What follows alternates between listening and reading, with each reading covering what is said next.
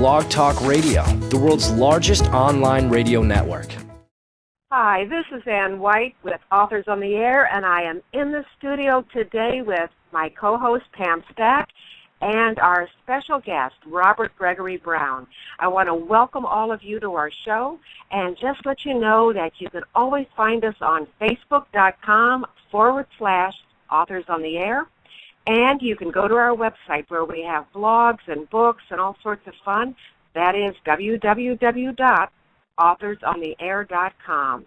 And it seems tradition, it's Friday. Both Pam and I are in Florida and in a thunderstorm. So from the St. Petersburg thunderstorm, Pam, let me introduce you and bring you on from the Miami thunderstorm. Welcome, Sassy.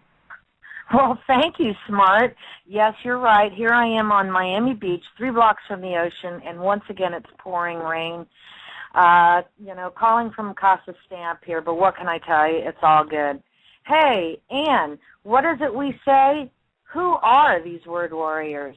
And today we have an interesting one today, yep. We sure do, don't we? One of my most favorite authors of all times, and I'm really glad that he's here with us after much prodding and needling. Please welcome to our show, author, musician, and big man on campus, Robert Gregory Browne. Rob, welcome. Thank you for having me. A big man on campus, Bob. Did you like that, BMOC? Well, welcome. We're so glad you're with us today. We really are. How's the weather in California? Here. Thank you, Rob. How is it out in California? Are you getting drenched, or is it sunny as usual? I wish. It's been about like in the hundreds out here for the last week or so, and it's just insane. We don't have much of an air conditioning system in our house, so I'm sitting here sweating most of the day. Oh, that's not so good. Yeah, you'll have to get your coffee iced. That's right, iced coffee. Yeah, there you go, iced coffee, yeah. Speaking of which, you posted on your Facebook page for our listeners, that's Robert Gregory Browne on Facebook, a can of Kona coffee, and it looked like it was pre-made, and I was really surprised about that. Please tell me that's just what the grounds look like.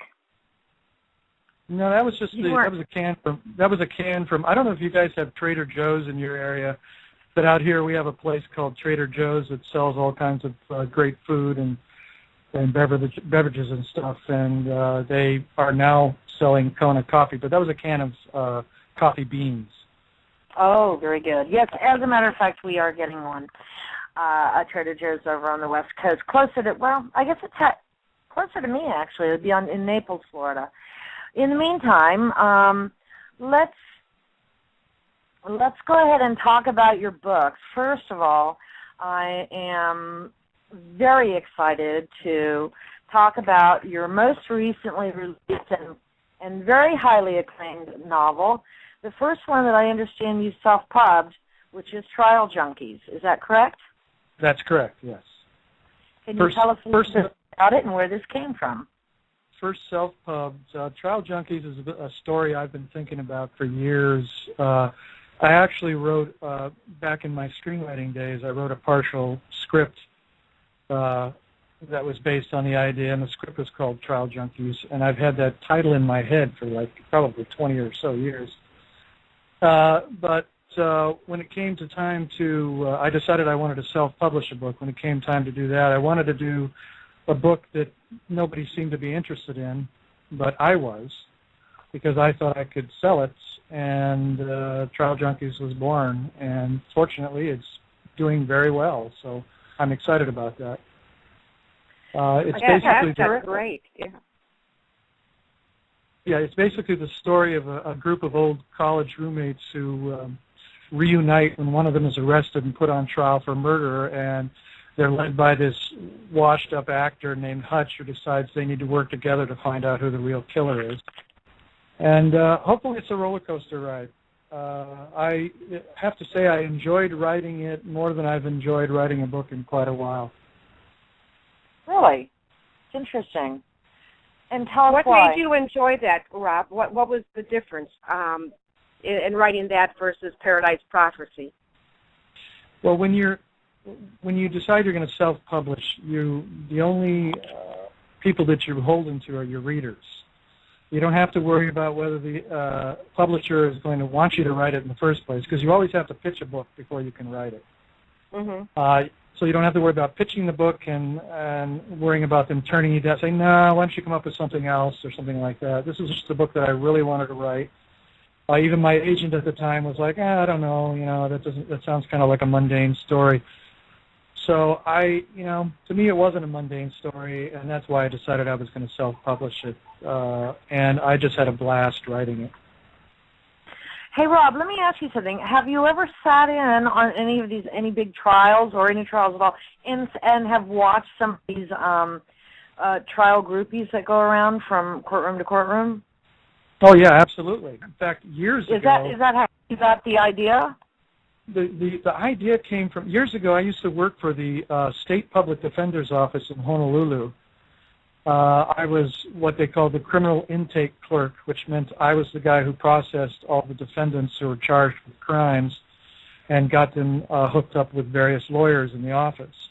And part of my job was to go down every Monday and handle arraignment. And I'd walk into the courthouse, into the hall where the arraignment was taking place, where the courtroom was, and there would be people sitting along the benches, and I'd have to approach them and say, are you here for arraignment? Are you here for arraignment? And then I'd get their whole story and give them my card and tell them they'll have a lawyer for them, blah, blah, blah. And I would have a lot of downtime on those Mondays, so I would go and sit in on other trials and watch them, and was pretty much fascinated with the process. And I would see a lot of those trial junkies, retirees and people like that who haunted the courtrooms. And the story basically grew out of that. Interesting. Now, this is before you were a novelist and a screenwriter? This is long before I was, both. I mean, I was writing at the time. I was trying to write, at that time I was trying to write television shows, of all things, and I couldn't ever get anybody to pay attention to my writing. Getting an agent was impossible. And I always had the dream of writing a novel, but I didn't think I was capable of it at the time. Wow. That's terrific. And how long were you there? I lived in Hawaii. I'm trying to think. I was in Hawaii for a long time. I lived there since I was 11 years old. So it's pretty much my hometown. And then what brought you back to California? When I sold a screenplay to Showtime, my agent said, we need you to be out here. It was a different time back then. We didn't have the internet, and email and easy communication other than telephone. So she said, we need you out here so everybody can see you face to face. And there were a lot of meetings and those kinds of things. And I started flying out probably 2, 3, 4 times a month for several months, and I got so burned out, I just said to my wife, we're going to have to do what my agent said and move. So we moved to California. And would when I was looking at your website, Robin, I was looking at your website, you said you fled that industry. Was it a relief to get to be full-time writing? Or did you enjoy the screen industry? Well, I enjoyed the process of writing screenplays. I love movies. I often say I don't know which I love more, movies or books. Sometimes it's probably movies, sometimes it's probably books, just depending on my mood.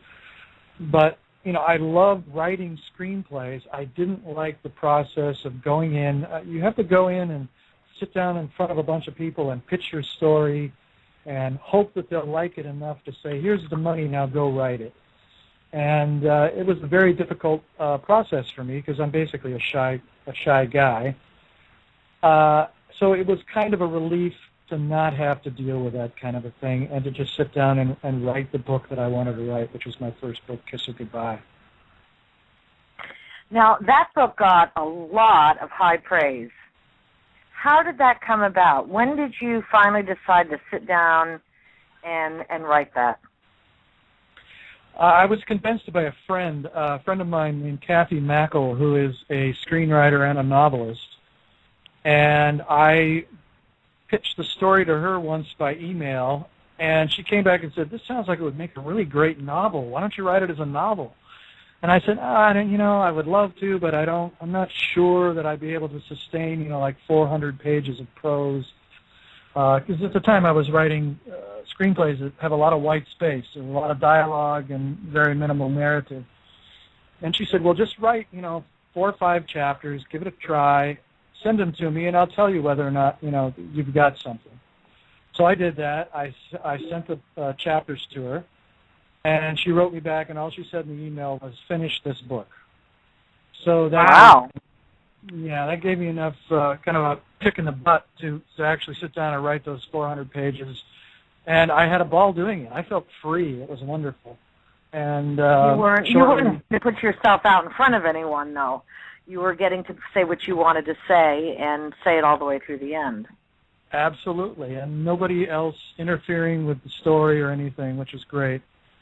And once it was finished, I gave it to my former screen agents and asked her if she had any friends in New York, any agent friends in New York that could take a look at it. She loved the book and recommended it to Trident Media Group, which is a big agency in New York, my former agency. And they loved it, and within a couple of months, the book was sold to St. Martin's. So it was kind of a whirlwind experience. It really was. Is it true that most novelists, especially, their first time there, they do not have that kind of whirlwind romance, so to speak? Oh, absolutely. I mean, a lot of my writer friends get a little angry when I tell that story because they had to go through several books and try, email or letter after letter to get agents to pay any attention to them. It is a very, very difficult process, or at least it used to be. And, I did as, am I allowed to swear on this thing?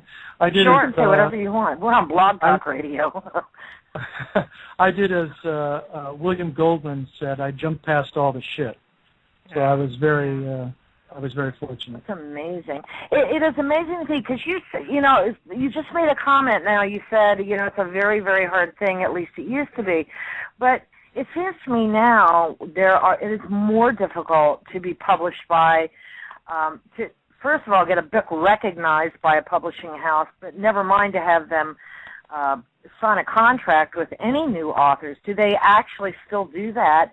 And it must be on a lot limited basis than it was when you first got started, Rob. Yeah, I think it's a lot more limited. I think it is much tougher to get a book with a traditional publishing house, especially since they're looking for books that they hope will be blockbusters. There's a very kind of a blockbuster mentality going on in the big publishing houses right now, very much like Hollywood. Yeah, I see that. Yeah, that's kind of how the Paradise Prophecy came about, because Penguin was looking for a big blockbuster, and the editor there, Ben Sevier, had been my editor on Kiss Her Goodbye, and had subsequently left and gone to Dutton. And he called me up and said, hey, we want to do this big blockbuster story about angels and demons and, a spy trying to stop them and that kind of a thing. And would you be interested in writing it? And I was kind of trying to get out of the supernatural realm. For my book, the book previous to that, Down Among the Dead Men, it has some occult things going on it, but there's no real supernatural in it. So I was kind of trying to get out of the realm, so I was a little bit reluctant, but then, we negotiated a great deal, so that made a big difference. Right. And the Paradise Prophecy was born. Now, did you write Paradise Prophecy before that other guy wrote his big book? Which other guy? Which I have no The other idea. guy had the same last name. He just spells it differently. Got it. Dan guy. Dan, yeah. Mr. Dan Browne? Yes. Because didn't that turn out to be the big Angels and Demons book? No, I don't think his books have any supernatural in them at all, as far as I know. His his books center around a guy who's like a, what do they call him? I can't think of it. Freemason? The Freemason guy? That kind of thing, yeah. Yeah. And he looks at he looks at symbols and can tell you, right. how historically. Right. I wouldn't be surprised if Dutton was thinking about the Da Vinci Code when they came to me, with this this story, So, I always write the book that I want to write. I read the Da Vinci Code about 5 or 6 years ago, and kind of forgot about it. So. Yeah. But your book is up to be. Your book has been optioned. Paradise Prophecy has been optioned, and they are looking at either a television series or movie of the week, or maybe even to the big screen. Correct? That's right. It's the producers that are attached are a production company called Temple Hill, and they are the folks that brought you Twilight and all the sequels. So they're pretty big. So hopefully they'll be able to get something going. You never know in Hollywood. That's the problem. It's like Kiss Her Goodbye was optioned and became a television pilot, and they did a beautiful job of producing this pilot. I mean, they were faithful to the book, and it was just gorgeously produced, beautifully acted, wonderfully directed, and now nobody will see it because CBS decided not to go forward with the TV show.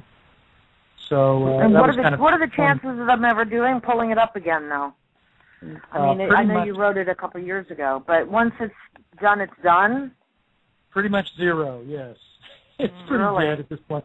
All the actors have gone on to new jobs. The director has gone on to new series, and the producers they're doing Justified and a couple other shows now. So, no slouch group, that's for sure. No. They were a great group, and they do very, very good work.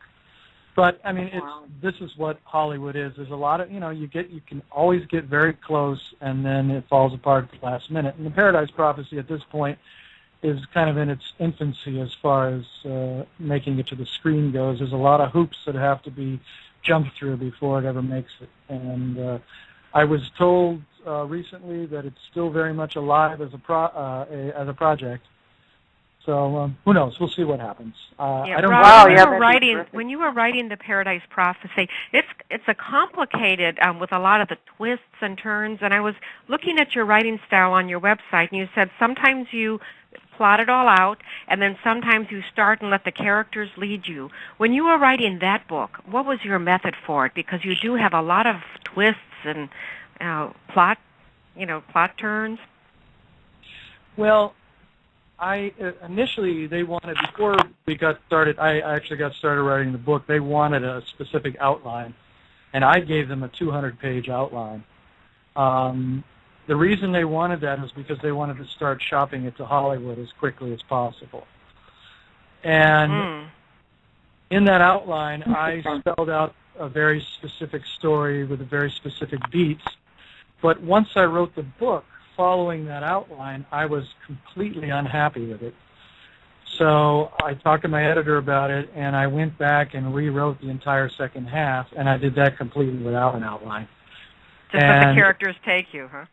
Yeah, because it just turned out to be, once I owned the book and owned those characters, it became a much better book. I was, like I said, I was completely unhappy with the first draft, which doesn't usually happen to me. Usually I'm more of a first draft kind of guy. But this one was pretty complicated. Yeah. I think I read someplace about you that you said, you want to be grabbed not only by the first page or the first paragraph, but by the first sentence, and that you endeavor to do that. That's how you'll make your own book selection, and you want your readers to be grabbed in the first sentence. And then in another part of an interview, you said also that you don't know what's going to happen in the book. So for you to lay out a storyboard is really unnecessary and unwarranted because you really don't know what's happening. Are those two quotes or anecdotes about you so? Is that truly how you feel now when you start writing? Well, things have changed a little for me since then. That is generally how I like to write a book. That's how I prefer to write a book. But then there's this little thing that intrudes called deadlines. And when you have a deadline, depending on that deadline, sometimes you have to be able to write very fast. And I also write under a pen name. And the books that I write under the pen name are short suspense thrillers that have to be written very quickly. I sometimes write them in, like 3 weeks. And for those, I have to have an outline. I have to know exactly where I'm going so I don't get slowed down by anything. I don't have the luxury of sitting back and going, okay, what's going to happen now? I have to know that immediately, and so that nothing can slow me down so that I can meet that deadline. But with my Robert Gregory Browne books, generally speaking, I just come up with a premise and then start writing. And that's the way I prefer to do it. And you let the organics of the story take you where it's going? Absolutely. Absolutely. Yeah.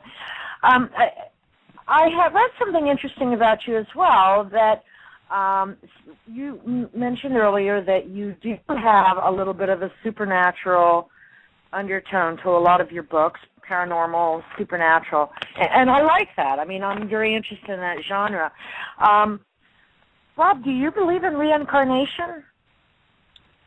I kind of waffle about that. Sometimes I think it's probably true, and sometimes I don't. Somebody on Facebook recently said, they asked the question, what is your earliest memory? And I jokingly said, a tunnel and a light at the end. And I thought, it's interesting that supposedly when we die, that's what we see. Well, what if that tunnel is basically the birth canal, and we're getting ready to be born again? I think that would be a very interesting thing. Now, have you ever had a past life regression? What's that? Have you ever had a past life regression reading? Yeah, when I was doing research for the book that eventually became Killer Again, and this was years ago because it was originally a movie idea, I went to a hypnotherapist who specialized in past life regression therapy, and she put me under and did the whole thing. And I found out that I was a Southern belle during the Civil War. And cute. And cute, too. I was gorgeous. I looked just like Scarlett O'Hara. Yeah. But, I mean... you are so going to suffer for this, Rob. You can hold it in. The thing I'm sorry. When I came out of the whole thing, I realized that, basically what I was doing was what I always do. I was just making stuff up, It was like... I don't think I was ever really hypnotized at all, but I was just making stuff up. Did you feel hypnotized, by the way? Did you feel it? Did you feel like you were hypnotized? Serious? No, not at all. I mean, what I felt was drowsy, but, it doesn't take much to get me drowsy, so I sleep terribly, which is why I drink a lot of coffee, because it's the only thing that keeps me awake. You are so funny. I want to ask you about your love of music. I have to tell our listeners and your fans that I have listened to some of your ukulele music and your guitar music. It is truly exquisite. You're a very talented man. Do you have your ukulele close to you right now? No, unfortunately I don't. I'm sitting in a completely different room, and it would be impossible to do it at this point in time. So tell us about your love of stringed instruments. I've been playing, I started on the ukulele when I was 8 years old. My uncle came to visit the family, and he brought along his ukulele, and he was playing it, and I was just like, holy crap, I want to be able to do that. So he said, hey, come here, and he showed me about 3 or 4 chords, which I played terribly, and he said, you got to practice. And I was like, well, I don't have an ukulele. He says, well, you keep this one for a few months. I'll come back and get it later. And he left it with me for like 5 years. But during that period of time, I not only learned how to play the uk, I picked up the guitar about 3 or 4 years later and learned how to play that. And I've since graduated to keyboards. And I love music. It's a part of me. I wanted at one point to be, like the next James Taylor or whatever. And when I realized I was too afraid to get up in front of people and play that would probably never happen. So that's when I decided I should probably be a writer where I can hide in my room and practice my craft. You know, it's Rob, so have funny you ever that thought say about that you're- being a songwriter? Well, I've been writing songs since I was 8. I mean, the first, I think, Wow. probably not since I was 8, probably since I was about 12, because I remember the first song I remember writing was for this redhead in 7th grade that I was just madly in love with. But of course, she never knew it. It was a love from afar kind of thing. And I wrote a song, Stephanie, you're the only girl for me, you know, and it was like just me trying to get it out, you know. And from there, I didn't stop writing. I kept writing songs for years. I still do it sometimes. I mostly write instrumental stuff now, but I've been a songwriter for years. Just kind of a frustrated musician. I look at it as a hobby more than anything else at this point. It allows me to stretch my creative muscles in a different way and get me away from writing, which sometimes can drive you mad. You know what I was finding interesting, when you do the stringed instruments a lot. We talked to Raymond Benson, who is a concert pianist. We know Mike Farrisee plays bagpipes. It's interesting that many of you use music. I wonder if there's a connection, or if it's just a way to relax, and but you should have a band or something. Yeah, really.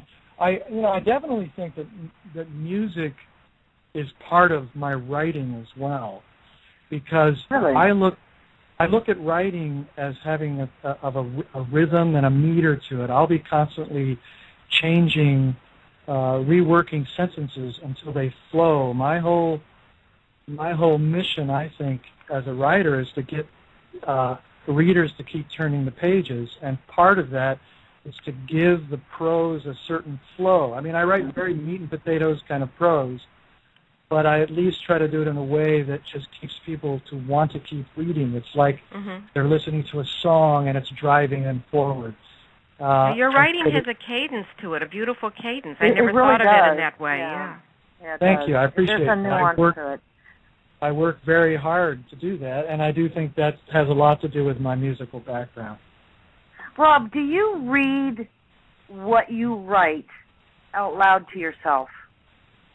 I read as I write. I don't go back and read it. I read as I write. I am saying it out loud as I'm writing it. Really?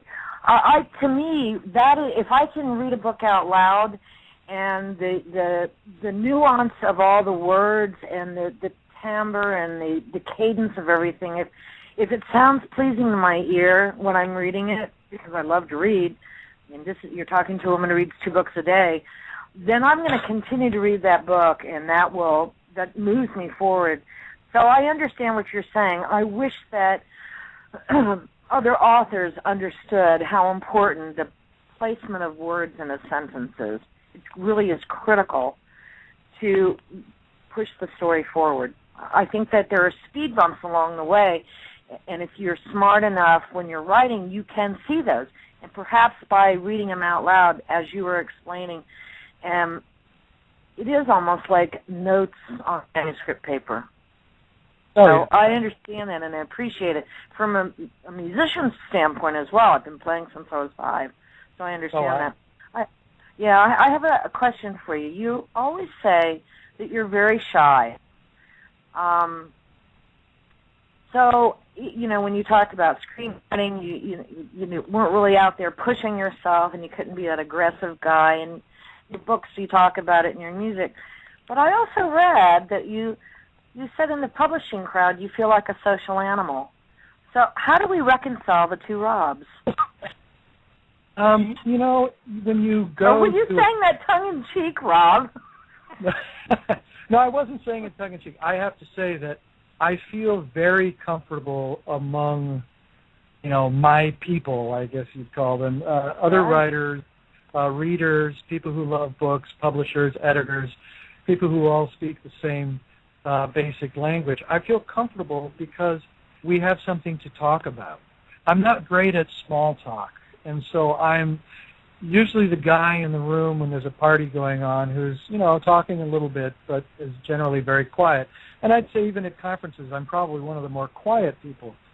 But I do at least enjoy, for the most part, those situations. You do have to kind of put on a different hat, when you get into a situation like that. You have to put on your public hat, and you feel like you're on a lot. And that can be very exhausting, but it's also a lot of fun.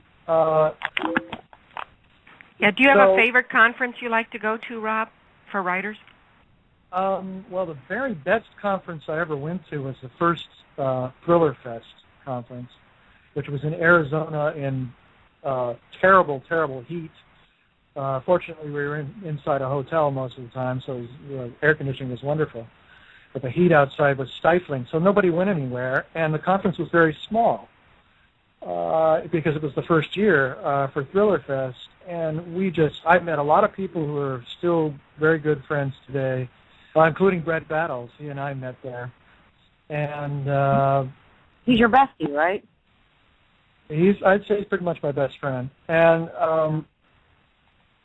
it was just a wonderful conference. I also like BoucherCon. It's a great conference, although it's the opposite in terms of the number of people. There's, probably thousands there. I don't know how many people go to BoucherCon, but it's usually very crowded, and you're lucky sometimes if you see, your friends.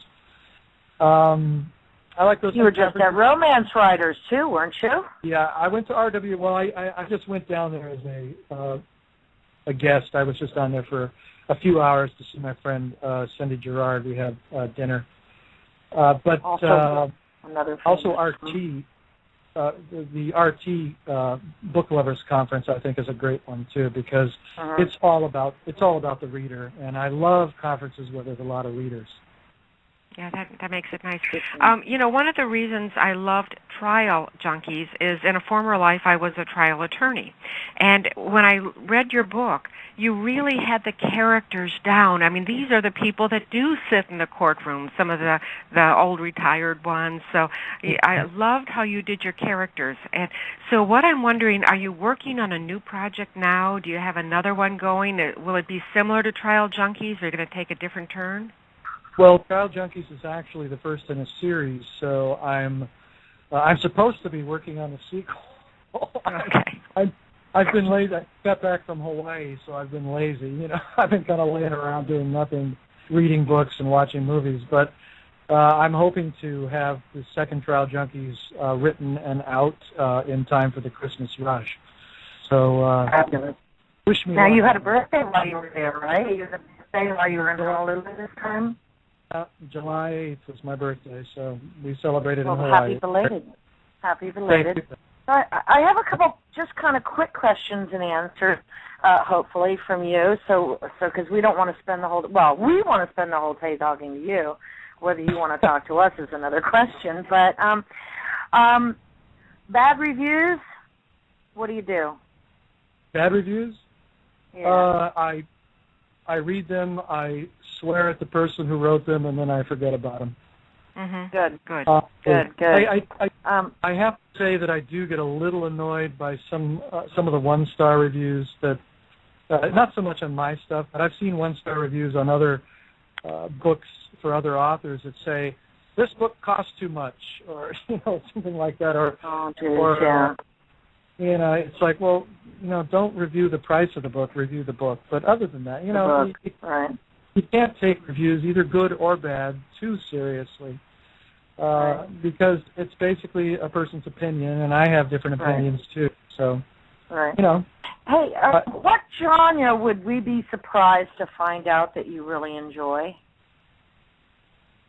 What genres? Well, I enjoy all genres. I've read romance novels.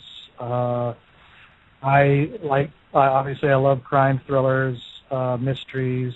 I like westerns. I like literary novels.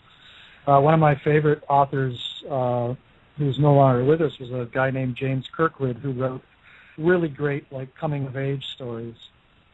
Really? I strongly recommend James Kirkwood. Any book by him is just a great read. Okay. Is there an author that inspires you? What's that? Is there an author that inspires you?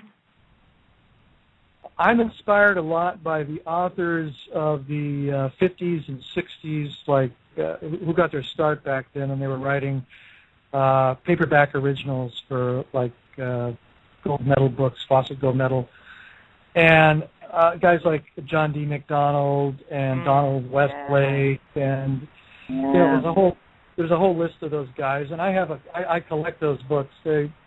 I don't collect them so much for their value as books, but just to read, because I love those old stories. For the enjoyment of reading it, yeah. Yeah, and they were all about 50 or 60,000 words long. They weren't exactly long stories, but they just grip you and carry you along. And these guys were masters in the craft, and they were having to write 4 and 5 books a year in order to survive under different names, and that's kind of what I aspire to doing at some point. Well, that's terrific. I like that genre as well, so I understand that. Hey, Rob, is there too much or too little information about you right now on the web? Too much or too little? I let out however much I want people to know about. What do you think about this thing called the web and authors and all? I mean, you have to mingle with the crowd a little bit, right? Oh, I love it. Are you kidding me? I wouldn't be on Facebook if I didn't enjoy it.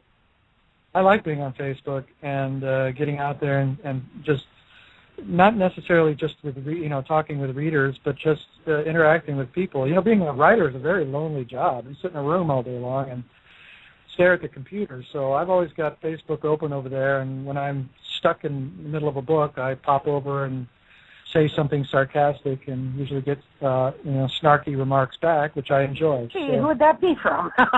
Who would that be from? I have one question, and then Anne has a couple questions for you, but I have one.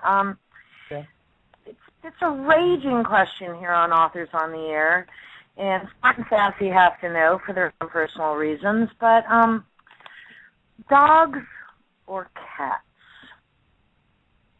I'm a cat guy. I have a dog. But I love my cats. I love my cats. How many do you have? Last week. I have 2 cats. I'm sorry. Oh.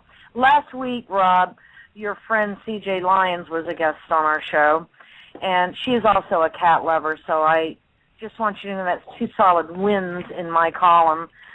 And it's back to you, darling. Rob, I am thrilled that I got to talk to you after all of our times chatting.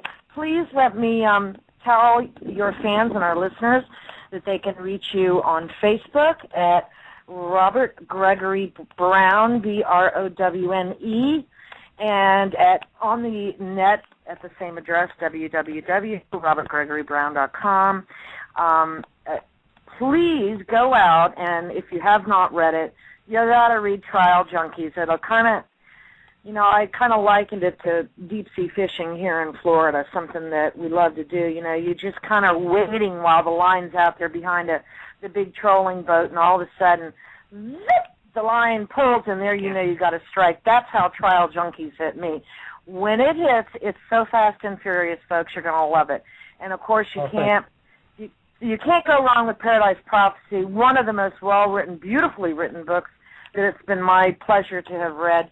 And by the by, we cannot let you go without talking about Love is Murder, which is a compilation of short stories talking about thrillers and love. And Mr. Browne here has a very interesting story in there, so I think you'll enjoy it. Anne? What story is that, Rob? What story do you have in Love is Murder? It's a story called Speechless, and it's generally about a mother-daughter relationship. It's funny because it's actually my wife who kind of came up with the idea for it, and I kind of went, oh, yeah, and I could turn that into a murder mystery. So I ran with it, and I had been pleased to be asked by ITW and Sandra Brown to do a story for the book, so it was a lot of fun. I don't usually write sounds stories. like it. Yeah. There was a good one, I'll tell you. It really was. I'll have to check it out. Rob, do you mind saying what your pen name is? You said you have a few books under a pen name? No, my pen name is a top secret name, so I can't get it. But That's okay. I've also Then let me ask you my next question. Since I love Trial Junkies, when will you? What's the name of the one that's going to come out? The sequel. I know you said around the holidays, but what name? It's called Negligence. Okay. And it will be a Trial Junkie novel. You'll have it will be a Negligence, a Trial Junkies thriller is how you'll see it. So if you're searching for it and can't remember what it's called, just type in Trial Junkies on Amazon and it'll pop up. Great. We'll see some of our same characters, yeah. And it will have some. I'm assuming it will have some of the same characters. It will have all except for one who will be out of the picture for the length of that particular book, but may show up in future books. Okay. All right. Well, Ann, we got a great show coming up next week. Before we say goodbye to Rob, if you will just tell us who's coming in next week. I think it's our old buddy Mike Farrisee with his. He's introducing his new Dove Haskell novel, Bombshell. And we have... Right, and he's the bagpipe player, so I'm thinking we have a ukulele and a bagpipe, and we're just going to get together and have a hootenanny. Now, does Brett play an instrument, by the way? You know, Rob?